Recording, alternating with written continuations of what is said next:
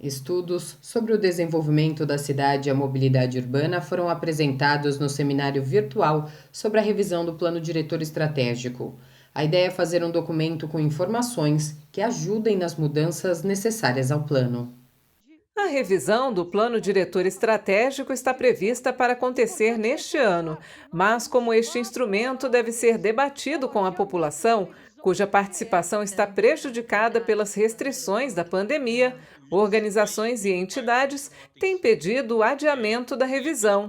Enquanto isso não é definido, para contribuir com um documento técnico de embasamento, é que a vereadora Renata Falzoni, do Partido Verde, promoveu um seminário virtual. O PDE 2014 trouxe avanços importantes, mas sofreu alguns reveses e talvez a sua aplicação prática não tenha alcançado plenamente os seus objetivos e intenções.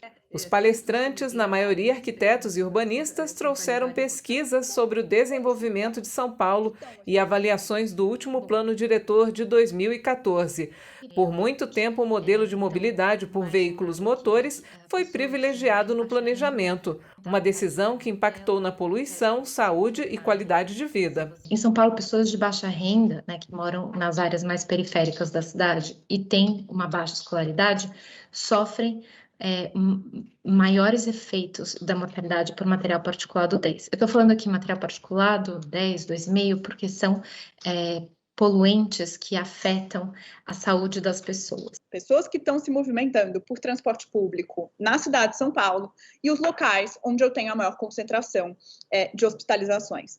Por que isso é preocupante preocupante porque a gente tem uma correlação, né, que os pesquisadores e pesquisadoras levantam aqui, que eu acho que é bastante relevante para o nosso debate, que é a gente tem uma sobreposição entre contaminação pelo vírus e pessoas que estão usando o transporte público. Só a partir dos anos 2000, especialmente 2002, quando você tem a criação do Ministério das Cidades, é que o conceito e a ideia de mobilidade urbana, que substitui um pouco a discussão mais fechada do transporte, ela de fato começa a aparecer nas discussões. Então é muito recente, de uma certa forma, essa visão mais complexa da implicação da mobilidade urbana com as políticas de desenvolvimento urbano. Há grandes desafios a superar na maior metrópole do país, como a distância que os trabalhadores da periferia com menor renda enfrentam diariamente em direção a seus trabalhos, concentrados no centro expandido. Tem uma série de fatores sociais que impactam para saber se a pessoa faz uma, duas, três, ou nenhuma viagem, inclusive, como, por exemplo, a renda, a faixa etária, o gênero. Então, tem uma série de fatores que são socialmente relevantes para